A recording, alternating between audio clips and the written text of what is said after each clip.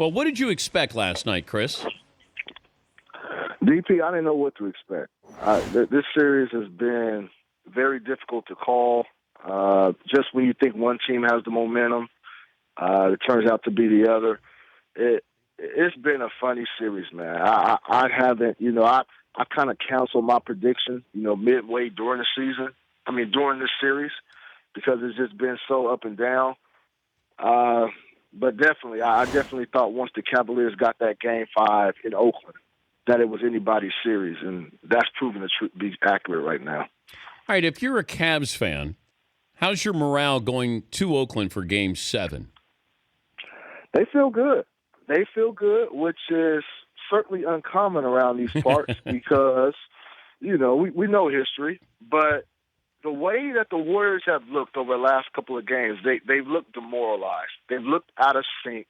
Their offense hasn't been in a rhythm. Stephen Curry has found his, but everybody else seems has lost that funk. Everybody, including myself, was kind of calling Andre Iguodala the LeBron, container. He's definitely contained LeBron to a certain extent, his first couple of games of the series, but LeBron has dug deep and found something. And I don't know what he's done exactly, but he's turned into that unstoppable force that we've seen over the last couple of years. So definitely, man, I think the morale of the Cavaliers fan base is definitely sky high. I really do think they feel, and the team feels, that it can get Game 7. What role, if any, do you think Klay Thompson's comments or Draymond Green's comments to LeBron James have played and you played into how he's performed here recently? I think he's definitely agitated LeBron James and his teammates. There was a lot of jawing. I would say there was some back and forth jawing. Channing Frye had some words to say in response to the Warriors, and obviously we know what Klay and Dre said. They were up 3-1 at that point, and nobody has ever came back from 3-1 deficit. 32 teams, different teams, 32 teams have tried and have failed. I think the talking came a little bit too prematurely. Obviously, we can see that now. But definitely, I think it ignited a fire, not only within LeBron James, but within that whole camp. And I think they've rallied around him. What did anybody ask what LeBron said to Steph Curry when he blocked his shot? He didn't want to. He didn't discuss it. Okay. He wouldn't go there. He wouldn't go there. But I will say this, DP. Bringing up, talking about LeBron and Steph. LeBron has taken on this dark villain role. I'm in the process of writing this now. And LeBron, ordinarily he doesn't thrive in that villain, that dark role, but he's gone full on heel this last week. He was seen wearing a black Undertaker shirt. He made the call for the team to wear the black sleeve jerseys in Game 5, and they won. And then last night, the team came out, took the court to Undertaker's theme music.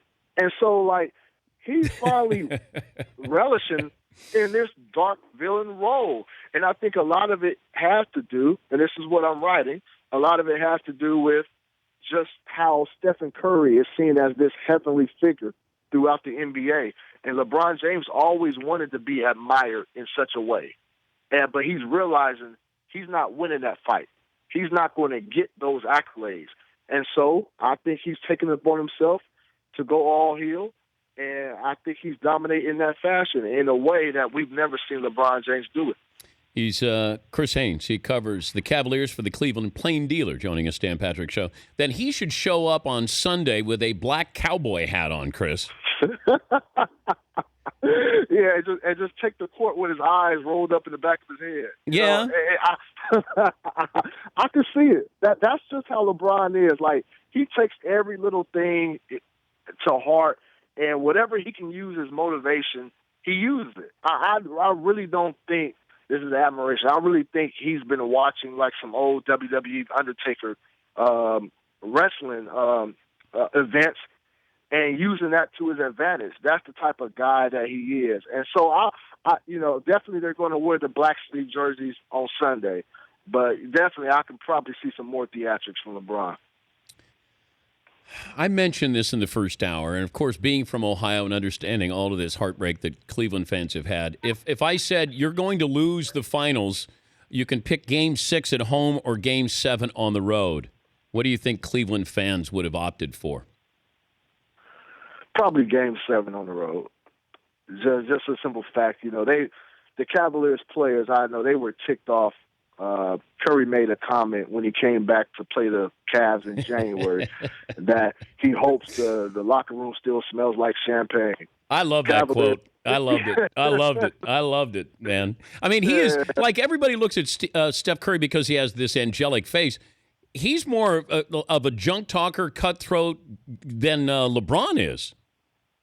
No, he is, but he does it in a boy-like way. Yeah. It's like, how can you take offense to that? That's Stephen Curry. He didn't mean anything by it. It's like you almost got to, it's almost like you can't take offense to it. While LeBron James sees that, hears all that, and he's like, hey, if that was me, if I was doing that, I would get ridiculed for weeks. That's true. That's true. We play by different rules for those guys. Chris, safe travels, and good luck with the LeBron is now the villain, or playing the role of the villain column for the Cleveland Plain Dealer. Thanks, Dan, for having me. Take care, my All right, Chris Haynes. The Dan Patrick Show, weekday mornings on Audience.